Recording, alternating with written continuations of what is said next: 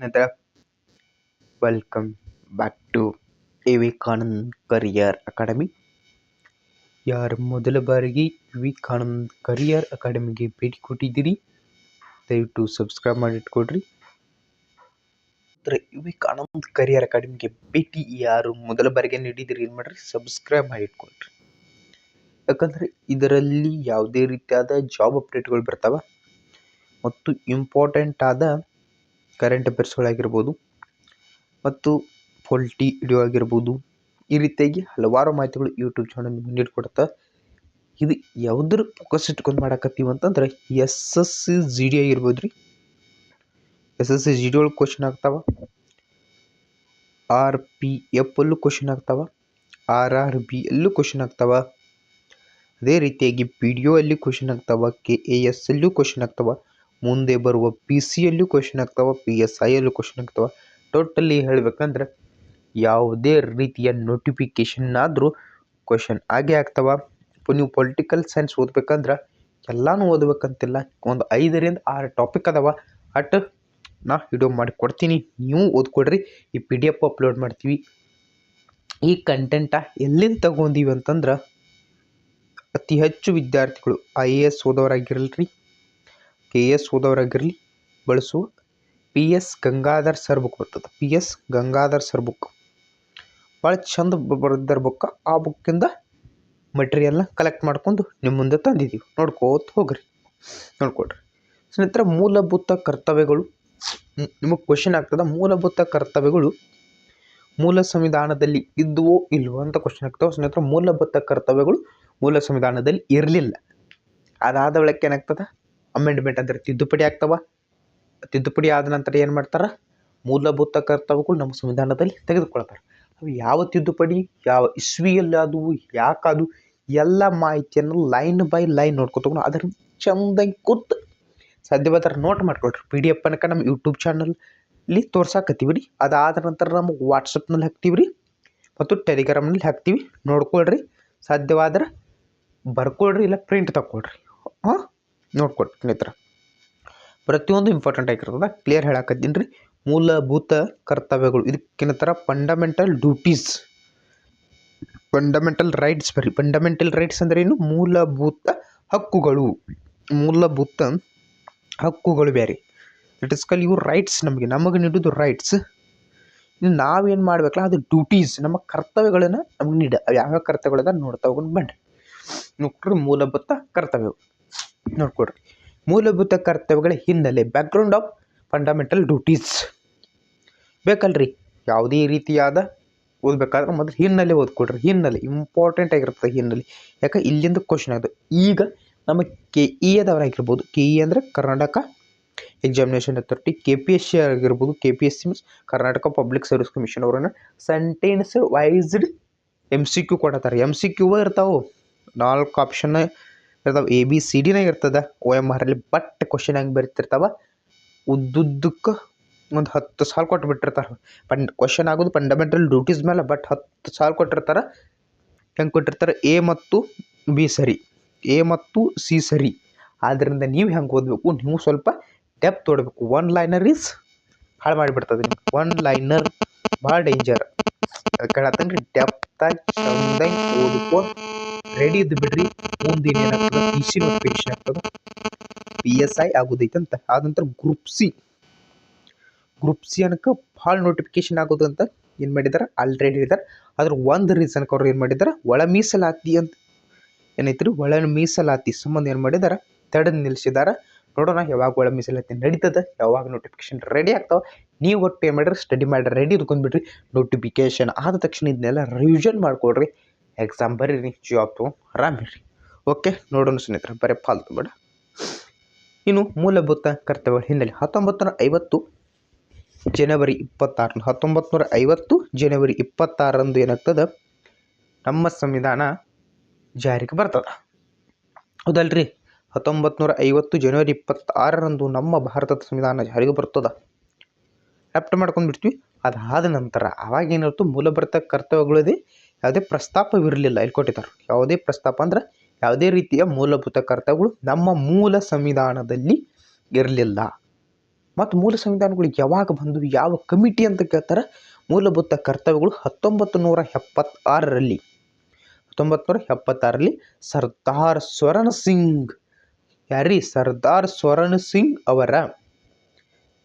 ಸ್ವರನ್ ಸಿಂಗ್ ಸಮಿತಿ ಮಾಡಿದ್ರು. ಆ ಸಮಿತಿಯ ಆಧಾರದ ಮೇಲೆ ಸಂವಿಧಾನಕ್ಕೆ ಏನು ಮಾಡ್ರು, ಮೂಲಭೂತ ಕರ್ತವ್ಯಗಳನ್ನು ನಮ್ಮ ಸಂವಿಧಾನಕ್ಕೆ 1950 ಜನವರಿ 26 ಜಾರಿಗೆ ಬಂದ ಸಂವಿಧಾನಕ್ಕೆ 1976ರಲ್ಲಿ ಸರ್ದಾರ್ ಸ್ವರನ್ ಸಿಂಗ್ ಸಮಿತಿಯ important for committees Sardar Swaran Singh ಸಮಿತಿಯ ಆಧಾರದ ಮೇಲೆ 1976ರಲ್ಲಿ 42ನೇ ತಿದ್ದುಪಡಿ, ಎಷ್ಟನೇ ತಿದ್ದುಪಡಿ ರೀ, 42ನೇ ತಿದ್ದುಪಡಿಯ ಮೂಲಕ ನಮ್ಮ ಸಂವಿಧಾನಕ್ಕೆ ಎಷ್ಟು ಕರ್ತವ್ಯಗಳನ್ನು ಸೇರಿಸಿದ್ರು, 10 ಮೂಲಭೂತ ಕರ್ತವ್ಯಗಳನ್ನು ಸೇರಿಸಿದರು. ಹಾಗಾದ್ರೆ ಕ್ವಶನ್ ರೀ, ಪ್ರೆಸೆಂಟಾಗಿ ಎಷ್ಟು ಮೂಲಭೂತ ಕರ್ತವ್ಯಗಳಂದ್ರೆ 11 ಮೂಲಭೂತ ಕರ್ತವ್ಯಗಳು ಅದಾವ. ಹೌದ್ರಿ. ಸರ್ದಾರ್ ಸ್ವರನ್ ಸಿಂಗ್ ಸಮಿತಿಯವರು ಏನು ಮಾಡಿದ್ರು, 1976ರಲ್ಲಿ 42ನೇ ತಿದ್ದುಪಡಿಯ ಮೂಲಕ ಎಷ್ಟು ಸೇರಿಸಿದ್ರು, 10 ಮೂಲಭೂತ ಕರ್ತವ್ಯಗಳನ್ನು ಕೊಟ್ಟರು ನಮ್ಗೆ. ಸರಿ.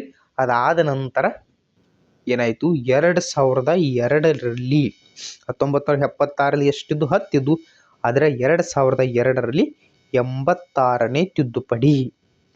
ಇದು ಸರ್ದಾರ್ ಸ್ವರನ್ ಸಿಂಗ್ ಸಮಿತಿಯವ್ರದ್ದು 42ನೇ ತಿದ್ದುಪಡಿ. ಆದರೆ 2002ರಲ್ಲಿ 86ನೇ ತಿದ್ದುಪಡಿಯ ಮೂಲಕ ಮೂಲಭೂತಗಳ ಕರ್ತವ್ಯಗಳ ಪಟ್ಟಿಗೆ ಇನ್ನೊಂದನ್ನು ಸೇರಿಸ್ತಾರೆ. ಯಾವುದನ್ನು ಸೇರಿಸಿದ್ದಾರೆ ಅಂತಂದರೆ 4A ಭಾಗದಲ್ಲಿ ಬರುವ 51A ವಿಧಿಯಡಿಯಲ್ಲಿ 11 ಮೂಲಭೂತ ಕರ್ತವ್ಯಗಳದಾವ. ಎಷ್ಟಾದವ್ರಿ, 11 ಮೂಲಭೂತ ಕರ್ತವ್ಯಗಳು. 4A ಭಾಗದಲ್ಲಿ 51A ವಿಧಿಯಲ್ಲಿ 4A ಭಾಗ ಕೇಳ್ರೆ ನೋಡ್ರಿ, ಭಾಗ ಕೇಳ್ರೆ 4A, ವಿಧಿ ಕೇಳ್ರೆ 51A. ಇಷ್ಟು ಇಂಪಾರ್ಟೆಂಟ್ ಆಗ್ತಾವ. ಸಾಧ್ಯವಾದ್ರೆ ನೋಟ್ ಮಾಡಿಕೊಟ್ರಿ. ನಾ ಹೇಳೇನ್ರಿ ನಿಮಗೆ ಕ್ಲಿಯರ್ ಹೇಳೀನಿ. ನಾನು ನಿಮಗೆ PDF ಸೆಂಡ್ ಮಾಡ್ತೇನೆ, ನೀವು ಸಹ ನೋಟ್ ಮಾಡಿಕೊಟ್ರಿ. ಹಿನ್ನೆಲೆ ನೋಡೋದಾದ್ರೆ ಮೂಲ ಸಂವಿಧಾನದಲ್ಲಿ ಇರಲಿಲ್ಲ. 1976ರಲ್ಲಿ ಸರ್ದಾರ್ ಸ್ವರನ್ ಸಿಂಗ್ ಸಮಿತಿಯ ಮೂಲಕ 42ನೇ ತಿದ್ದುಪಡಿ ಅಥವಾ 42ನೇ ಅಮೆಂಡ್ಮೆಂಟ್ ಆ್ಯಕ್ಟ್ ಮೂಲಕ 10 ಮೂಲಭೂತ ಕರ್ತವ್ಯಗಳನ್ನು ಸೇರಿಸ್ತಾರೆ. ಅದಾದ ನಂತರ 2002ರಲ್ಲಿ 86ನೇ ತಿದ್ದುಪಡಿಯ ಮೂಲಕ ಮತ್ತೊಂದು ಸೇರಿಸ್ತಾರೆ ಶಿಕ್ಷಣದ್ದು. ಅದು ಏನಾಗ್ತದಂದ್ರೆ 11 ಆಗ್ತವೆ. 10 + 1 = 11. 11 ಮೂಲಭೂತ ಕರ್ತವ್ಯಗಳು ಆಗ್ತವೆ. ಇಷ್ಟು ಇಂಪಾರ್ಟೆಂಟ್. 2 ಅಮೆಂಡ್ಮೆಂಟ್ ಬರ್ತಾವೆ. ಒಂದು 42ನೇ ತಿದ್ದುಪಡಿ, ಇನ್ನೊಂದು 86ನೇ ತಿದ್ದುಪಡಿ. ನೋಟ್ ಮಾಡಿ ಇಟ್ಕೊಳ್ರಿ. ಎಲ್ಲಿಂದ ಎಲ್ಲಿವರೆಗೆ ಅದಾವ ಅಂತಂದ್ರೆ 4A ಇಂದ ಭಾಗ 4A 51A ವಿಧಿಯಲ್ಲಿ ನಮಗೆ ಮೂಲಭೂತ ಕರ್ತವ್ಯಗಳ ಬಗ್ಗೆ ನೋಡಲು ಸಿಗುತ್ತದೆ. ನೆಕ್ಸ್ಟ್ ನೋಡೋಣ ಬರ್ರಿ. ನೋಡ್ಕೊಟ್ರಿ, ಚೆಂದ ನೋಡ್ಕೊಳ್ರಿ. ಓಕೆ. ಹಿನ್ನೆಲೆ ಐತ್ರಿ. Who earns fundamental rights, who will perform fundamental duties. ನೋಡ್ಕೊಳ್ರಿ, ಚೆಂದಾಗಿ ನೋಡ್ಕೊಂಡು ಇಟ್ಕೊಳ್ರಿ. ಇನ್ನು ಯಾವ್ಯಾವ ನಮ್ಮ ಮೂಲಭೂತ ಕರ್ತವ್ಯಗಳು ಯಾವ್ಯಾವ ಅದಾವ? ಯಾವುವು ಮೂಲಭೂತ ಕರ್ತವ್ಯಗಳು? ಯಾವ 11 ಅಂತ ಹೇಳಿದ್ದೇನಲ್ರಣ್ಣ. ಅವು ಯಾವ್ಯಾವ? ಒಂದನೇದು ಸಂವಿಧಾನದ ರಾಷ್ಟ್ರಧ್ವಜ ಮತ್ತು ರಾಷ್ಟ್ರಗೀತೆಯನ್ನು ಗೌರವಿಸುವುದು. ರಾಷ್ಟ್ರಧ್ವಜ ಗೊತ್ತೈತಿಲ್ರಿ? ರಾಷ್ಟ್ರಧ್ವಜ ಮತ್ತು ರಾಷ್ಟ್ರಗೀತೆಯನ್ನು ಗೌರವಿಸುವುದು. ರಾಷ್ಟ್ರಗೀತೆ ನಡೆದಂದ್ರೆ ನಿಂತ್ಕೊಳ್ಬೇಕು, ಶಿಸ್ತಿನಿಂದ ನಿಂತ್ಕೋಬೇಕು. ಧ್ವಜ ಹಾರಿಸಾಗ ಅದು ಕೊಳೆ ಆಗಿರ್ಬೋದು, ಅದನ್ನು ತಲೆ ಕೆಳಗಾಗಿ ಹಾರಿಸಬಾರ್ದು. ಏನು ಮಾಡಬೇಕು, ಚೆಂದಾಗಿ ಹಾರಿಸ್ಬೇಕು. ಮೀನ್ಸ್ ರಾಷ್ಟ್ರಧ್ವಜ ಮತ್ತು ರಾಷ್ಟ್ರಗೀತೆ. ಸ್ವಾತಂತ್ರ್ಯ ಚಳವಳಿ ಉದಾತ್ತ ಆದರ್ಶಗಳನ್ನು ಪಾಲಿಸುವುದು. ಅದಂತರ ಭಾರತದ ಸಾರ್ವಭೌಮತೆ, ಏಕತೆ, ಸಮಗ್ರತೆಯನ್ನು ಎತ್ತಿ ಹಿಡಿಯುವುದು. ನೋಡ್ರಿ, ಭಾರತದ ಸಾರ್ವಭೌಮತೆ, ಏಕತೆ, ಸಮಗ್ರತೆಯನ್ನು ಎತ್ತಿ ಹಿಡಿಯುವುದು. ಕರೆ ಬಂದಾಗ ರಾಷ್ಟ್ರವನ್ನು ರಕ್ಷಿಸುವ ಮತ್ತು ದೇಶ ಸೇವೆ ಮಾಡುವುದು. ಕರೆ ಬಂದಾಗ ಯಾವಾಗ ಬೇಕಾದಾಗ ಕರೆ ಬರ್ಬೋದು. ಅವಾಗ ಕೇವಲ ಸೈನಿಕರಷ್ಟೇ ಅಲ್ಲದೆ ಪೊಲೀಸರಷ್ಟೇ ಅಲ್ಲದೆ ಪ್ರತಿಯೊಬ್ಬ ಪ್ರಜೆ ಏನು ಮಾಡಬೇಕು, ದೇಶ ರಕ್ಷಣೆಗೆ ಹೋಗಬೇಕಾಗ್ತದ. ಸಾಮರಸ್ಯ ಮತ್ತು ಭಾತೃತ್ವ ಭಾವನೆ ಬೆಳೆಸಿಕೊಳ್ಳುವುದು ಹಾಗೂ ಮಹಿಳೆಯರಿಗೆ ಗೌರವ ತೋರುವುದು, ಅವರಿಗೆ ಚ್ಯುತಿಯುಂಟು ಮಾಡುವ ಆಚರಣೆಗಳನ್ನು ತ್ಯಜಿಸುವುದು. ಅಥವಾ ಆಚರಣೆಗಳು ಯಾವ್ದು ಹೇಳೋದು ಭಾಳ ತಿಳ್ಕೊಳ್ರಿ. ನೆಕ್ಸ್ಟ್ ನೋಡ್ಕೊಳ್ರಿ. ಇನ್ನು ಇದು ಸಹ ಏನಾಗುತ್ತೆ, 11 ಅಂತ ಹೇಳಿದೀನಲ್ರಿ. 1 ನಿಮಿಷ ಕಲರ್ಸ್ ಬಿಡ್ತಾ. 11 ನೋಡ. ನಮ್ಮ ಸಮ್ಮಿಶ್ರ ಸಂಸ್ಕೃತಿ, ಶ್ರೀಮಂತ ಪರಂಪರೆಯನ್ನು ಗೌರವಿಸುವುದು ಮತ್ತು ರಕ್ಷಿಸುವುದು. ಅರಣ್ಯಗಳು, ಸರೋವರಗಳು, ನದಿಗಳು ಮತ್ತು ವನ್ಯಜೀವಿಗಳನ್ನೊಳಗೊಂಡ ನೈಸರ್ಗಿಕ ಪರಿಸರವನ್ನು ರಕ್ಷಿಸುವುದು. ವೈಜ್ಞಾನಿಕ ಮತ್ತು ಮಾನವೀಯ ಗುಣಗಳನ್ನು ವಿಚಾರಣಾ ಮತ್ತು ಸುಧಾರಣಾ ಮನೋಭಾವವನ್ನು ಬೆಳೆಸುವುದು. ಸಾರ್ವಜನಿಕ ಆಸ್ತಿಯನ್ನು ರಕ್ಷಿಸುವುದು. ನೀರು ಪೋಲಾಗುತ್ತಿತ್ತಂದ್ರೆ ಅದನ್ನೇನು ಮಾಡೋದು, ನಿಲ್ಲಿಸುವುದು. ವೈಯಕ್ತಿಕ ಹಾಗೂ ಸಾಮೂಹಿಕ ಚಟುವಟಿಕೆಗಳಲ್ಲಿ ಪ್ರಾವೀಣ್ಯತೆಯನ್ನು ಪ್ರದರ್ಶಿಸುವುದು ಮತ್ತು ರಾಷ್ಟ್ರದ ಪ್ರಗತಿಗೆ ಶ್ರಮಿಸುವುದು. ಎಲ್ಲ ತಂದೆ ತಾಯಿ ಇದು ನೋಡ್ರಿ 2002 ಇಲ್ಲಿ ಕೊಟ್ಟಿರ್ತಾರೆ 2002 80. ಎಲ್ಲ ತಂದೆ ತಾಯಿ ಪಾಲಕರು 6ರಿಂದ 14 ವರ್ಷದ ಮಕ್ಕಳಿಗೆ ಶಿಕ್ಷಣ ಪಡೆಯುವ ಅವಕಾಶ ನೀಡತಕ್ಕ ಕರ್ತವ್ಯ 2002ರಲ್ಲಿ 86ನೇ ಸಂವಿಧಾನ ತಿದ್ದುಪಡಿಯ ಮೂಲಕ ಸೇರಿಸಲಾಯಿತು ಅನ್ನೋದು ಕೊಟ್ಟಿದ್ದೀವಿ. ನೆಕ್ಸ್ಟ್ ಸ್ಲೈಡಿಗೆ ಹೋಗೋಣ. ಒಂದು ನಿಮಿಷ ಯಾಕೆ ಕಲರ್ ತೆಗಿತೀನಿ ಅಂತಂದ್ರೆ ನಾನು ಇಲ್ಲಿ ಏನು ಬರ್ದೀನಿ ಅದೇ ಸೇವ್ ಮಾಡ್ಕೊಳ್ಳಿ ಅಂತಂದ್ರೆ ನಿಮಗೆ ಏನಾಗ್ತದೆ ಅದೇ ಬರ್ತದೆ. ಕನ್ಫ್ಯೂಸ್ ಮಾಡಿ ಇಲ್ಲಿ ಕ್ಲಿಯರಿಟಿ ಐತಿ, ಇದನ್ನ ನೋಡ್ಕೊಳ್ಳಿ. ಓಕೆ ನೋಡ್ರಿ ಹಿಂಗಾಗ್ತದೆ. ಇದು ಬಂದುಬಿಟ್ರದು ಅದಕ್ಕೆ ಕ್ಲಿಯರ್ ಮಾಡಿ ತೋರಿಸ್ತೀನಿ. ಇನ್ನು ನೆಕ್ಸ್ಟ್ ಏನು ನೋಡ್ರಿ ಇಲ್ಲಿ ಕೊಟ್ಟಿದ್ದೀನಿ ಇಂಗ್ಲೀಷ್ ಮೀಡಿಯಮ್ ವಿದ್ಯಾರ್ಥಿಗಳು ಇಲ್ಲೈತಿ, ಚೆಂದಾಗಿ ನೋಡ್ಕೊಳ್ರಿ. ನೋಡ್ರಿ ಕ್ಲಿಯರಿಟಿಯಾಗಿ ಕೊಟ್ಟಿದ್ದೀವಿ, ಎಲ್ಲನೂ ಚೆಂದಾಗಿ ನೋಡ್ಕೊಂಡು ಸರಿಯಾಗಿ ಇಂಗ್ಲೀಷ್ ಮೀಡಿಯಮ್ದಲ್ಲೂ ಸ್ವಲ್ಪ ನೋಡ್ಕೊಳ್ರಿ. ಕನ್ನಡ ಮಾಧ್ಯಮದ ವಿದ್ಯಾರ್ಥಿಗಳು ಇಂಗ್ಲೀಷ್ ಮೀಡಿಯಮ್ದಲ್ಲೂ ಸ್ವಲ್ಪ ನೋಡ್ಕೊಳ್ರಿ. ಯಾಕೆ ಇತ್ತೀಚೆಗೆ ಇಂಗ್ಲೀಷ್ ಮೀಡಿಯಂ ಪ್ರಮುಖ ಇಲ್ಲಿಗೈತೆ ನೋಡ್ರಿ. 1976 42ನೇ ತಿದ್ದುಪಡಿ ಕೊಟ್ಟಿದ್ದಾರೆ ಮತ್ತು 11ನೇ ಫಂಡಮೆಂಟಲ್ ರೈಟ್ಸ್ 2002 86ನೇ ತಿದ್ದುಪಡಿ ಕೊಟ್ಟಿದ್ದಾರೆ. ಅದರಿಂದ ಏನು ಮಾಡ್ಕೋಬೇಕು, ಚೆಂದಾಗಿ ನೋಡ್ಕೊಂಡು ನೋಟ್ ಮಾಡಿ ಇಟ್ಕೊಂಡು ಗಪ್ಚುಪ್ ಎದ್ದು ಬಿಡ್ಬೇಕು. ನೆಕ್ಸ್ಟ್ ರಾಜ್ಯ ನಿರ್ದೇಶಕ ತತ್ವಗಳಂತೆ ಮೂಲಭೂತ ಕರ್ತವ್ಯವು ಕೂಡ ನ್ಯಾಯರಕ್ಷಿತವಾದವುಗಳಲ್ಲ. ಏನು ಹಿಂಗಂತಂದ್ರೆ that is called fundamental rights, ಮೂಲಭೂತ ಹಕ್ಕುಗಳು, ಫಂಡಮೆಂಟಲ್ ಡ್ಯೂಟೀಸ್ ಮತ್ತು DPSP directive principle of state policy ಅಂತ ಬರ್ತದೆ. ಫಂಡಮೆಂಟಲ್ ರೈಟ್ಸ್ ಅಂದರೆ ಇವು ಮೂಲಭೂತ ಹಕ್ಕುಗಳದ, ಇವು ಸಂವಿಧಾನದಿಂದ 32ನೇ ವಿಧಿಯ ಪ್ರಕಾರ ನ್ಯಾಯರಕ್ಷಿತವಾದವು. ಅದು ಫಂಡಮೆಂಟಲ್ ಡ್ಯೂಟೀಸು ಇಲ್ಲ, DPSP ಇಲ್ಲ. ಆ ಥರದ DPSP ಮತ್ತು ಫಂಡಮೆಂಟಲ್ ಡ್ಯೂಟೀಸ್ ಎರಡು ಸಮ ಅಂತ ಹೇಳಕ್ಕೆ ಹೋಗ್ಬೇಡ್ರಿ, ಎಲ್ಲದರೂ ಸಮ ಅಲ್ಲ. ಬಟ್ ಇಲ್ಲಿ ನ್ಯಾಯರಕ್ಷಿತವಾದವುಗಳೆಲ್ಲ ಒಂದು ಪಾಯಿಂಟ್ ಈಕ್ವಲ್ ಆಗ್ತದೆ. DPSP ಅಂತಂದ್ರೆ directive principle of state policy ಅಂತೆ. ಫಂಡಮೆಂಟಲ್ ಡ್ಯೂಟೀಸ್ ಕೂಡ ಸಂವಿಧಾನದಿಂದ ನ್ಯಾಯರಕ್ಷಿತವಾದವುಗಳನ್ನ, ಅಂದರೆ ಇವುಗಳು ಉಲ್ಲಂಘನೆ ಮಾಡಿದಾಗ ನ್ಯಾಯಾಲಯದ ಮೊರೆ ಹೋಗ್ಬೋದು, ಇಲ್ಲ ಡೈರೆಕ್ಟ್ ಸುಪ್ರೀಂ ಕೋರ್ಟ್ ಮೊರೆ ಹೋಗ್ತೀನೋ, ಹೈಕೋರ್ಟ್ನ ಮೊರೆ ಹೋಗ್ತೀನೋ, ನಾವು ಬರಲ್ರಿ ಸ್ನೇಹಿತರೆ. ಇವು ಯಾವುದೇ ರೀತಿಯಾದ ಸಂವಿಧಾನದಿಂದ ಮೂಲ ರಕ್ಷಣೆ ಆದ. ಬಟ್ ಫಂಡಮೆಂಟಲ್ ರೈಟ್ಸ್ ಅಂದರೆ ಮೂಲಭೂತ ಹಕ್ಕುಗಳು ಮಾತ್ರ ಸಂವಿಧಾನದಿಂದ ರಕ್ಷಣೆ ಪಡೆದಿದ್ದಾವ. ಓಕೆ, ಈ ಫೈಟ್ ನೆನ್ಪಿಟ್ಕೊಳ್ರಿ, ಇದು ಫೈಟ್ ಇಂಪಾರ್ಟೆಂಟ್ ಆಗ್ತದೆ. ಆದ್ರೆ ನೋಡ್ಕೊಳ್ರಿ, ನ್ಯಾಯಾಲಯಗಳ ಮೂಲಕ ನೇರವಾಗಿ ಅನುಷ್ಠಾನಗೊಳಿಸಿ. ಆದರೆ ಸಂಸತ್ತು ಸೂಕ್ತ ಶಾಸನದ ಮೂಲಕ ಮೂಲಭೂತ ಕರ್ತವ್ಯಗಳನ್ನು ಅನುಷ್ಠಾನಗೊಳಿಸುವುದು. ಹೀಗೆ ಅನುಷ್ಠಾನಗೊಳಿಸಿದ ಮೂಲಭೂತ ಕರ್ತವ್ಯ ಉಲ್ಲಂಘಿಸುವವರಿಗೆ ಶಿಕ್ಷೆ ವಿಧಿಸಬಹುದು. ಅಂದರೆ 1971 ರಾಷ್ಟ್ರ ಗೌರವ ಕಾಯ್ದೆ ಇಂಪಾರ್ಟೆಂಟ್.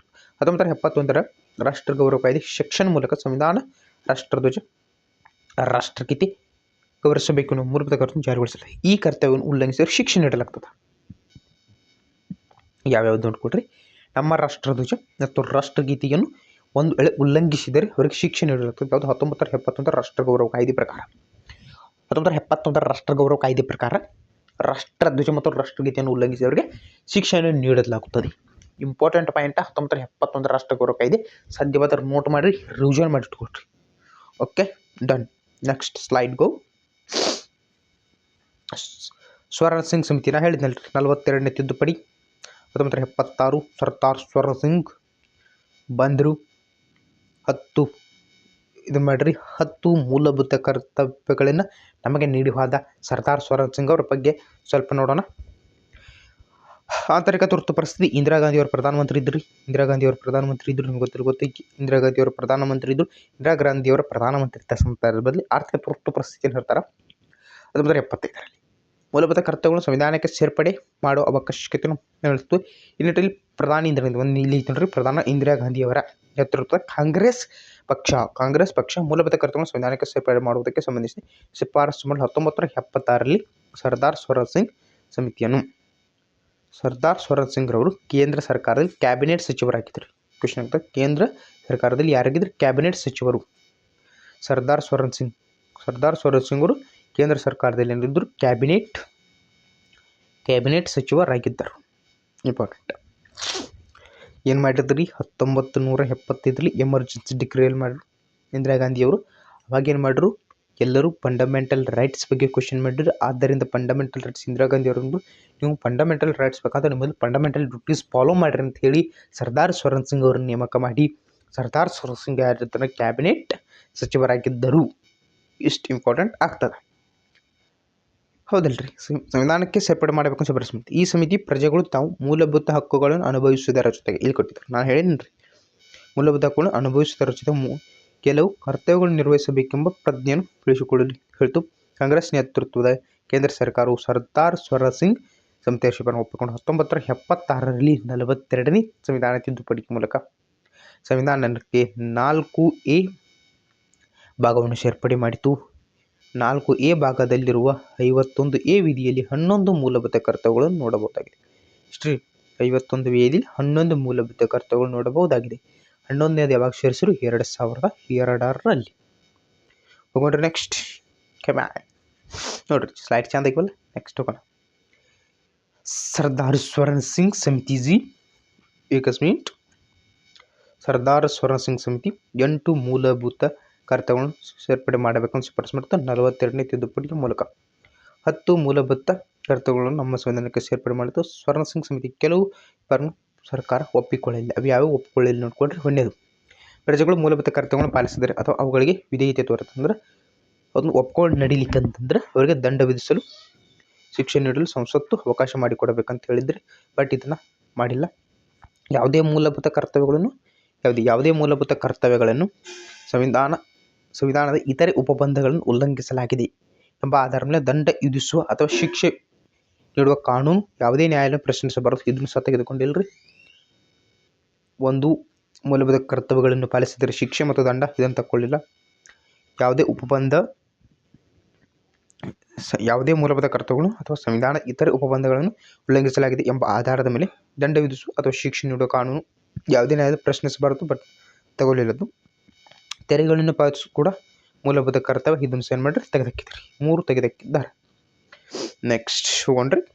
ಕಮಾನ್, ಇಲ್ಲದಾರ ನೋಡ್ರಿ. ಬಟ್ ಫಂಡಮೆಂಟಲ್ ಡ್ಯೂಟೀಸ್ 42ನೇ ತಿದ್ದುಪಡಿ 1976 ಸರ್ದಾರ್ ಸಿಂಗ್ ಕಮಿಟೀಸ್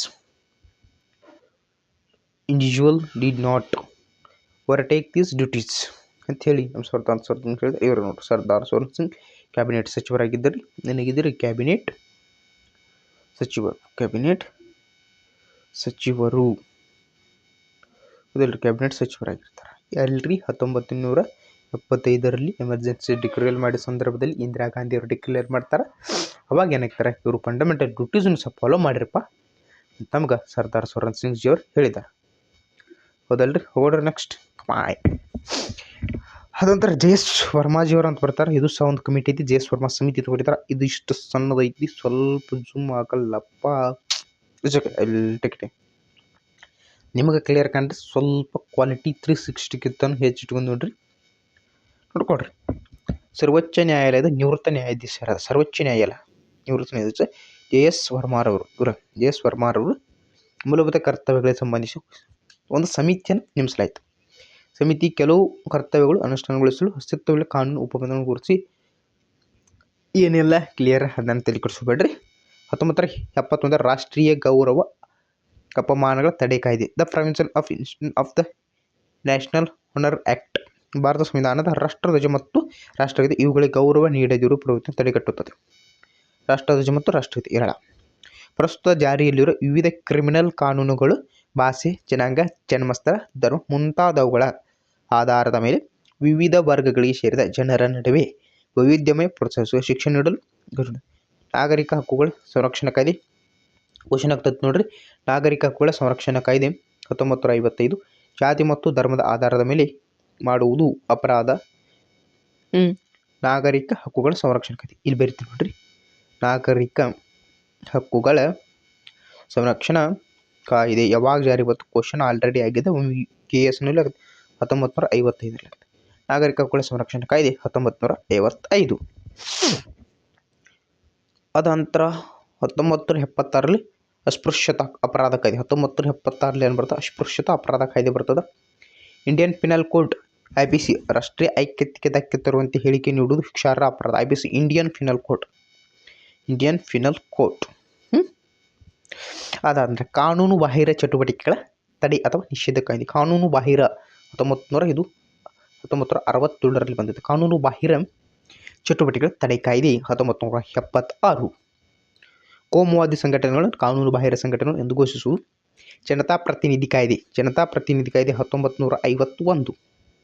ಧರ್ಮದ ಆಧಾರದ ಮೇಲೆ ಮತಯಾಚಿಸುವ ಜಾತಿ, ಜನಾಂಗ, ಭಾಷೆ, ಧರ್ಮ ಇವುಗಳ ಮೇಲೆ ಏನು ಮಾಡೋದು, ವೈಷಮ್ಯ ಪ್ರೋತ್ಸಾಹ ನೀಡುವ ಸಂಸಾರಿಕ ಭಾಷೆ, ಧರ್ಮ, ಶಾಸನಗಳನ್ನು ಸದಸ್ಯರು ಅನರ್ಹಗೊಳಿಸುವುದು.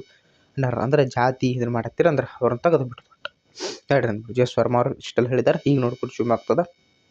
ಒಂದು ನಿಮಿಷ ಹಾಂ ಎಸ್ ನೋಡ್ಕೊಡ್ರಿ. ಸದ್ಯದ ಕ್ರನ್ ಶಾಟ್ ಹೊಡ್ಕೊಳ್ಳೋರು ಕ್ರನ್ ಶಾಟ್ ಹೊಡ್ಕೊಬೋದು ರೀ. ಹೊಡ್ಕೊರಿ ಪಾಟ್ನ ಕ್ರನ್ ಶಾಟ್ ಹೊಡ್ಕೊರಿ, ಟೈಮ್ ಇಲ್ಲ ಹೊಡ್ಕೊಂಡ್ರೇನ್ರಿ ಕೊಂಡ್ರಿ. ನೆಕ್ಸ್ಟ್ ಬನ್ರಿ ಅರಣ್ಯ ಸಂರಕ್ಷಣಾ ಕಾಯ್ದೆ. ಇದು ಇಂಪಾರ್ಟೆಂಟ್ ಐತೆ ಅಂತ ಎಲ್ಲಿ ತಂಗಿದ್ದೀನಿ ರೀ, ಇಲ್ಲೇನ ಇಂಪಾರ್ಟೆಂಟ್ ಇದು ಅಡ್ಡ ಹೇಳ್ತೀನಿ, ಗೊತ್ತೈತಿ ನಿಮಗೆಲ್ಲ. ಅರಣ್ಯ ಸಂರಕ್ಷಣಾ ತಡೆ ಕಾಯ್ದೆ 1980. ಯೋಜನಾ ರಹಿತ ಅರಣ್ಯ ನಾಶ ಮತ್ತು ಬಳಸುವುದನ್ನು ನಿಷೇಧಿಸುತ್ತದೆ. ಅರಣ್ಯ ಸಂರಕ್ಷಣಾ ಕಾಯ್ದೆ 1980. ಮೂಲಭೂತ ಕರ್ತವ್ಯಗಳ ಲಕ್ಷಣಗಳು ನೋಡ್ರಿ, ಇಷ್ಟಿನ ಸ್ಲೈಡ್ ಅದಾವ. ಇನ್ನೊಂದು 1 2 3 4 ಸ್ಲೈಡ್ ಅದಾವ ಸ್ನೇಹಿತರೆ. ಟೈಮ್ ಎಟ್ಟೈತೆ ನೋಡೋಣ್ರಿ. ಹಾಫ್ ಆನ್ ಅವರ್ದಾಗ ಮುಗಿಸ್ತೀವಿ ನಾವು, ಒಂದು ಸ್ವಲ್ಪ ವೇಟ್ ಮಾಡಿರಿ.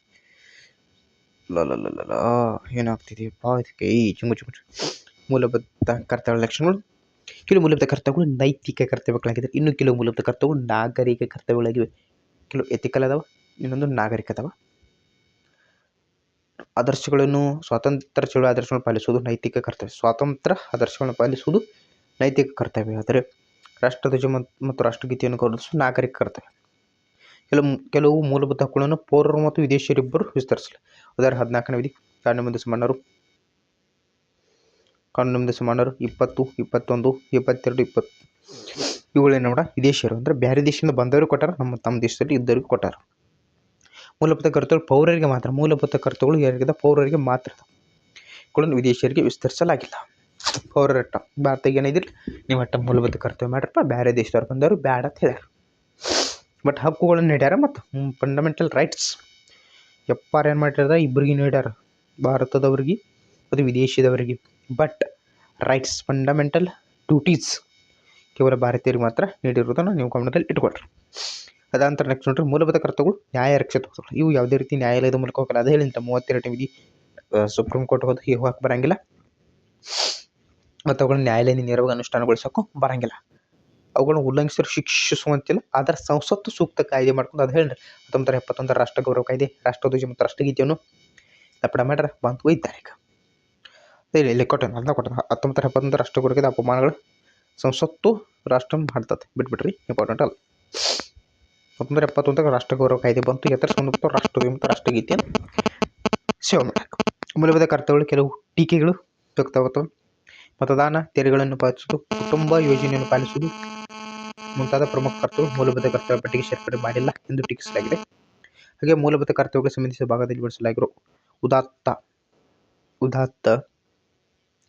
ಮುಂತಾದ ಶಬ್ದವು ಕ್ಲಿಷ್ಟಕರವಾಗಿ ಅವುಗಳ ಅರ್ಥ ಮಾಡಿಕೊಳ್ಳಲು ಜನಸಾಮಾನ್ಯರಿಗೆ ಕಷ್ಟವಾಗುತ್ತದೆ ಎಂಬ ಟೀಕೆಯು ಸಹ ಕಂಡುಬಂದಿದೆ.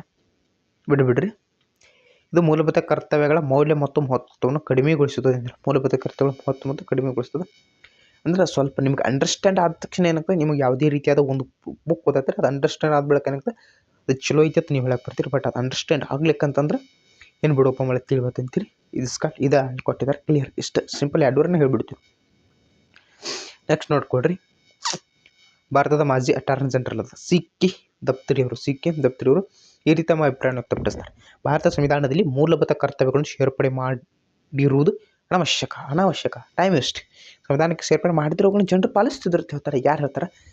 ಯಾರ್ಯಾರು ಪೊಲಿಟಿಕಲ್ ಸೈನ್ಸ್ ಆಪ್ಷನಲ್ ತೊಗೋತೀರಿ ನೋಡ್ರಿ, ಅವರಿಗೆ ನಾಳೆ ನೆಟ್ಟ ಸಟ್ಟ ಫಾರ್ IAS ಆಪ್ಷನಲ್ ಅವಾಗಿಂತ ಕೇಳ್ತಾರೆ. ಭಾರತದ ಮಾಜಿ ಅಟಾರ್ನಿ ಜನರಲ್ ಅದ ಸಿ ಕೆ ದಫ್ತರಿಯವರು ಈ ರೀತಿ ತಮ್ಮ ಅಭಿಪ್ರಾಯವನ್ನು ವ್ಯಕ್ತಪಡಿಸ್ತಾರೆ.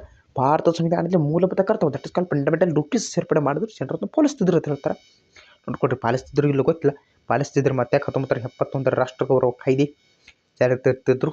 ಏನು ಹೇಳಕ್ಕೆ ಬರಲ್ಲ, ಬಿಟ್ಬಿಟ್ರಿ. ಅವ್ರು ಕೊಟ್ಟಿದ್ದಾರೆ, ನಾವು ಓದಬೇಕಾಗತ್ತೆ, ಜಾಬ್ ತೊಗೊಂಡು ಹೋಗ್ಬೇಕು, ಇಷ್ಟ ಇಂಪಾರ್ಟೆಂಟ್. Next slide ಮುಗ್ದಾವ. ಇದೊಂದು ಮುಗಿಸ್ಬಿಟ್ಟನ ಏನು ಮಾಡ್ರಿ ಒಟ್ಟೆ ಇಂಪಾರ್ಟೆಂಟ್. ಇಷ್ಟೆಲ್ಲ ಟೀಕೆಗಳಿಗೆ ಒಳಗಾಗಿದ್ರು ಕೂಡ ಮೂಲಭೂತ ಕರ್ತವ್ಯಗಳು ಸೇರ್ಪಡೆ ತನ್ನದೇ ಅದು ಮೂಲಭೂತ ಕರ್ತವ್ಯಗಳು ಪಟ್ಟಿ ಹಕ್ಕುಗಳು ಚಲಾಯಿಸೋದ್ರೊಂದಿಗೆ ಅವು ತಾವು ಪಾಲಿಸಬೇಕು ಅಂದ್ರೆ ನಾವು ಬರೇ ದೇಶದಿಂದ ಏನು ತಕ್ಕೊಳತ್ತದು ಅಷ್ಟು ನೋಡ್ಕೊತಾನು ನಾವೇನು ದೇಶಕ್ಕೆ ಕೊಡತ್ತದು ಅನ್ನೋದು ಯಾವ್ದು ತೋರಿಸ್ತಾವ ಮೂಲಭೂತ ಕರ್ತವ್ಯಗಳು ತೋರಿಸ್ತಾವೆ. ಗೊತ್ತಿರಿ ರಾಷ್ಟ್ರಗೀತೆ ನಡೆದಿರ್ತಾ ನಿಲ್ಸ್ಕೊತಿರ್ತಾರೆ ಅಷ್ಟಲ್ಲಿ ನೀವು ದೇಶಕ್ಕೆ ತೋರಿಸಿದ ಗೌರವ ಅದೇ ನೀವು ದೇಶದಿಂದ ಏನು ತಕ್ಕೊಳತ್ತೀರಿ ದೇಶಕ್ಕೆ ಕೊಡತ್ತೀರಿ ಅನ್ನೋದು ತೋರಿಸ್ತದ ಅಂತ ಅಭಿಪ್ರಾಯ ಪಡ್ತಾರೆ. ಮೂಲಭೂತ ಕರ್ತವ್ಯಗಳು ಪ್ರಜೆಗಳಲ್ಲಿ ಶಿಸ್ತು ಮತ್ತು ಒಳ್ಳೆಯ ಮನೋಭಾವನೆಯನ್ನು ಬೆಳೆಸ್ತದೆ. ರಾಷ್ಟ್ರೀಯ ಉದ್ದೇಶಗಳನ್ನು ಸಾಕಾರಗೊಳಿಸಲು ಪ್ರಜೆಗಳಿಗೆ ಸ್ಫೂರ್ತಿ ನೀಡುತ್ತದೆ. ಮೂಲಭೂತ ಕರ್ತವ್ಯಗಳು ರಾಷ್ಟ್ರಧ್ವಜವನ್ನು ಸುಡುವುದು, ಸಾರ್ವಜನಿಕ ಆಸ್ತಿಯನ್ನು ನಾಶಗೊಳಿಸುವುದು ಮುಂತಾದ ರಾಷ್ಟ್ರ ವಿರೋಧಿ ಮತ್ತು ಸಮಾಜ ವಿರೋಧಿ ಕೃತ್ಯಗಳಿಗೆ ತೊಡಗದಂತೆ ಎಚ್ಚರಿಕೆ ನೀಡುತ್ತದೆ. ಎಚ್ಚರಿಕೆ ನೀಡುವುದು ಯಾವುದು? Fundamental duties. ಮೂಲಭೂತ ಕರ್ತವ್ಯಗಳು ರಾಷ್ಟ್ರಧ್ವಜವನ್ನು ಸುಡುವುದು, ಹರಿಯುವುದು ಮತ್ತು ಅನೈತಿಕ ಚಟುವಟಿಕೆ ಭಾಗವಹಿಸೋದನ್ನು ತಡೆಯುತ್ತೆ. ಯಾವುದಂದ್ರೆ ಮೂಲಭೂತ ಕರ್ತವ್ಯಗಳು. ನಿಮಗೆ ಇದ್ದಾಗದಲ್ಲ, ನೀವು ರಾಷ್ಟ್ರಧ್ವಜ ಗೌರವ ತೋರಬೇಕು, ರಾಷ್ಟ್ರಗೀತೆ ಗೌರವ ತೋರಬೇಕು ಯಾವ್ದು ಮೂಲಭೂತ ಕರ್ತವ್ಯಗಳು ಹೇಳ್ತಾವ. ಹೌದಲ್ರಿ? ಇಷ್ಟೆಲ್ಲ ಇಂಪಾರ್ಟೆಂಟ್ ಯಾವುದೈತ್ರಿ? ಮೂಲಭೂತ ಕರ್ತವ್ಯಗಳು. 1976 ಮೂಲಭೂತ ಕರ್ತವ್ಯಗಳು ಪಟ್ಟಿಯನ್ನು ಕಾಂಗ್ರೆಸ್ ಸರ್ಕಾರ ಸಂವಿಧಾನಕ್ಕೆ ಸೇರ್ಪಡೆ ಮಾಡಿದ್ದರು. ನಂತರ ಅಧಿಕಾರಕ್ಕೆ ಬಂದ ಜನತಾ ಸರ್ಕಾರ ಅವುಗಳು ಸಂವಿಧಾನ ತೆಗೆದು ಹಾಕಲಿಲ್ಲ. 1976 ಏನು ಮಾಡಿದ್ರು? ಸಂವಿಧಾನಕ್ಕೆ ಸೇರ್ಪಡೆ ಮಾಡಿದ್ರಿ ಯಾರ? ಇಂದಿರಾ ಗಾಂಧೀಜಿ. ಅದರ ನಂತರ ಬಂದ ಜನತಾ ಸರ್ಕಾರ ಅವತ್ತು ಏನು ಮಾಡಲಿಲ್ಲ? ಸಂವಿಧಾನ ತೆಗೆದು ಹಾಕಲಿಲ್ಲ. ಅವಾಗ ಕಂಟಿನ್ಯೂ ಆಗ್ಯಾವ. ಅದಾಂತರ ಮತ್ತೆ 2002ರಲ್ಲಿ ಮತ್ತೊಂದು ಸೇರ್ಪಡೆ ಮಾಡಿದರು. ಇಷ್ಟೆಲ್ಲ ಆಗಿ ನಮ್ಮ ಮೂಲಭೂತ ಕರ್ತವ್ಯಗಳು ನಮ್ಮ ಅದಾವ. ಇಷ್ಟು ಏನೈತಿ ಮೂಲಭೂತ ಕರ್ತವ್ಯಗಳ ಬಗ್ಗೆ ಮಾಹಿತಿ ಐತಿ. ಪ್ರತಿಯೊಂದು ಮೂಲಭೂತ ಕರ್ತವ್ಯಗಳ ಮಾಹಿತಿ ಅದಾವ. 1970 ರಾಷ್ಟ್ರ ಗೌರವ ಕಾಯ್ದೆಯನ್ನು ನೆನ್ಪಿಟ್ಕೊಳ್ರಿ. ರಾಷ್ಟ್ರ ಗೌರವ ಕಾಯ್ದೆಯನ್ನು ನೆನ್ಪಿಟ್ಕೊಳ್ರಿ. ಇಂಪಾರ್ಟೆಂಟ್. ರಾಷ್ಟ್ರ ಗೌರವ ಕಾಯ್ದೆ ನೆನ್ಪಿಟ್ಕೊಳ್ರಿ. ಅದು ಯಾಕೆ ಇಂಪಾರ್ಟೆಂಟ್ ಆಗ್ತದೆ? ಹೌದಲ್ರಿ? ರಾಷ್ಟ್ರ ಗೌರವ ಕಾಯ್ದೆ ಸಹ ಇಂಪಾರ್ಟೆಂಟ್ ಆಗ್ತದೆ. ಇಲ್ಲ ಐತಿ ನೋಡ್ರಿ. 1971 ರಾಷ್ಟ್ರ ಗೌರವ ಕಾಯ್ದೆ ನೆನ್ಪಿಟ್ಕೊಳ್ರಿ. ಮತ್ತು 4A ಅಲ್ಲಿ 51A ವಿಧಿಯಲ್ಲಿ ಅದಾವೆ. ಇದನ್ನು ನೆನ್ಪಿಟ್ಕೊಳ್ರಿ. ಇಷ್ಟು ಇಂಪಾರ್ಟೆಂಟ್ ಆಗ್ತದೆ. ಮತ್ತು ಮೂಲಭೂತ ಕರ್ತವ್ಯಗಳು ಯಾವ್ಯಾವ ಅದಾವ? 42ನೇ ತಿದ್ದುಪಡಿ ನೆನ್ಪಿಟ್ಕೊಳ್ರಿ. 86 ತಿದ್ದುಪಡಿ ನೆನ್ಪಿಟ್ಕೊಳ್ರಿ. ಯಾವ ಸೇರ್ಪಡೆ ಮಾಡಿರೋ ನೆನ್ಪಿಟ್ಕೊಳ್ರಿ. ಇಂದಿರಾ ಗಾಂಧಿ ಅವರು ಎಮರ್ಜೆನ್ಸಿ. ಇಷ್ಟು ನೆನ್ಪಿಟ್ಕೊಳ್ರಿ. ಮತ್ತು ನೆಕ್ಸ್ಟ್ ವಿಡಿಯೋಲಿ ಬೆಳಗ್ಗೆ ಸ್ನೇಹಿತರ ಅಲ್ಲಿವರೆಗೂ ನೀವು ನೋಡ್ರಿ ನಿಮ್ಮ ಯೂಟ್ಯೂಬ್ ಚಾನಲ್ಗಿರ್ತಕ್ಕಂಥ ವಿವೇಕಾನಂದ ಕರಿಯರ್ ಅಕಾಡೆಮಿ ನೋಡ್ಕೋತೀರಿ. ನಿಮಗೆ ಏನೋ ಡೌಟ್ ಇದ್ರು ಕಮೆಂಟ್ ಬಾಕ್ಸ್ನಲ್ಲಿ ಕಮೆಂಟ್ ಹಾಕ್ರಿ. ಒಟ್ಟ ಮುಂದೆ ನೋಡೋಕೆ ಹೋಗ್ಬೇಡ್ರಿ, ಒಟ್ಟ ಅನ್ಸಕ್ಕೆ ಹೋಗ್ಬೇಡ್ರಿ. ಮತ್ತು ದಯವಿಟ್ಟು ಯಾರು ಫಾಲ್ತು ಕಮೆಂಟ್ ಹಾಕಕ್ಕೆ ಹೋಗ್ಬೇಡ್ರಿ ಸಂತರ. ನಿಮ್ಗೆ PDF ಸಹ ನಾನು ಬಿಡ್ತೀನಿ ರೀ. ಚಂದ ಅಂತ ತಗೊಳ್ರಿ, ಓದ್ರಿ. ನಿಮಗೆ ಯಾವ ಟಾಪಿಕ್ ಬೇಕಾಡ್ರಿ, ಎಕನಾಮಿಕ್ ಮಾಡ್ತೀವಿ ರೀ, ಪೊಲಿಟಿ ಮಾಡ್ತೀವಿ ರೀ. ಎಕನಾಮಿಕ್ಸ್ ಆಗಿರ್ಬೋದು, ಪೊಲಿಟಿ ಆಗಿರ್ಬೋದು, ಹಿಸ್ಟ್ರಿ ಆಗಿರ್ಬೋದು, ಜಿಯೋಗ್ರಫಿ ಆಗಿರ್ಬೋದು. ಜಿಯೋಗ್ರಫಿ ಸ್ವಲ್ಪ ಏನು ಮಾಡ್ಬೇಕಾದ್ರೆ ಅದಕ್ಕೆ ಮ್ಯಾಪ್ ರೀಡಿಂಗು ಸ್ವಲ್ಪ ಹೆಚ್ಚು ಮಾಡ್ಬೇಕಾಗ್ತದೆ. ಆದ್ದರಿಂದ ಜಿಯೋಗ್ರಫಿ ಮುಂದಿನ ದಿನಗಳಲ್ಲಿ ಮಾಡೋಣ. ಇವತ್ತು ಇಂಪಾರ್ಟೆಂಟ್ ಆಗಿರ್ತಕ್ಕಂಥ SSC ಎಕ್ಸಾಮು, RRB ಎಕ್ಸಾಮ್ದ ಅದರೊಳಗೆ ಸೆಕ್ಷನ್ಗಳನ್ನ ಕೇಳ್ತಾರೆ. ಆ ಸೆಕ್ಷನ್ಗಳನ್ನು ಕೇಳೋ ಸಲುವಾಗಿ ಏನು ಮಾಡಕತ್ತೀವಿ ರೀ? ಫಂಡಮೆಂಟಲ್ ಡ್ಯೂಟೀಸ್ ಆಗಿರ್ಬೋದು, ಫಂಡಮೆಂಟಲ್ ರೈಟ್ಸ್ ಆಗಿರ್ಬೋದು, ಇವತ್ತು ಸಂಸತ್ತು, ಇವತ್ತು ಸುಪ್ರೀಂ ಕೋರ್ಟ್ ಬಗ್ಗೆ ಯಾರ್ಯಾರು SSC ಬರ್ತಿರೋ 100% ಓದ್ಕೊಂಡು. ಸುಪ್ರೀಂ ಕೋರ್ಟ್ ಬಗ್ಗೆ ಯಾರ್ಯಾಗಿರ್ತಾರೆ? ನಮ್ಮ ಸಂಜೀವ್ ಖನ್ನಾ ಅವರು 51ನೇ ಮುಖ್ಯ ನ್ಯಾಯಮೂರ್ತಿ ಆಗಿದ್ದಾರೆ. ಅವ್ರ ಬಗ್ಗೆ ಕ್ವಶನ್ ಆಗ್ತಾವೆ. ಅದನ್ನು ನೋಡ್ಕೊಡ್ರಿ ಸ್ನೇಹಿತರೆ. ಮತ್ತು ನೆಕ್ಸ್ಟ್ ವಿಡಿಯೋಲಿ ಭೇಟಿ ಆಗೋಣ ಸ್ನೇಹಿತರೆ. ನೀವು ನೋಡಿರಿ, ನಿಮ್ಮ ಸ್ನೇಹಿತರು ಶೇರ್ ಮಾಡಿರಿ, ಸಬ್ಸ್ಕ್ರೈಬ್ ಮಾಡಿ ಇಟ್ಕೊಳ್ರಿ ಸ್ನೇಹಿತರೆ. ಮತ್ತು ನೆಕ್ಸ್ಟ್ ವಿಡಿಯೋಲಿ ಭೇಟಿ ಆಗೋಣ ಸ್ನೇಹಿತರೆ. ಅಲ್ಲಿವರೆಗೂ ಬಾಯ್ ಬಾಯ್.